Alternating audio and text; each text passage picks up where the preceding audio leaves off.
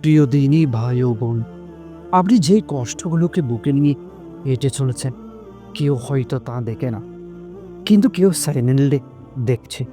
আল্লাহ দেখছেন। আর আপনার ধৈর্যের পুরস্কার সত্যিই খুবই কাছে। হয়তো আপনি আজ প্রিয় মানুষ হারিয়েছেন, হয়তো স্বপ্নগুলো বারবার ভেঙেছে, হয়তো রাস্তায় হাঁটতে হাঁটতে মনে হয়েছে আমি কি সত্যিই ভুল পথে চলেছি। না, আপনি ভুল পথে নন। যখন আল্লাহ কারো জন্য বড় কিছু লিখে রাখেন, তখনই তার জীবনে আসে বড় পরীক্ষা। কারণ বড় পুরস্কারের আগে আল্লাহ আপনাকে প্রস্তুত করেন, আপনাকে শক্ত করেন, আপনাকে আলাদা করেন।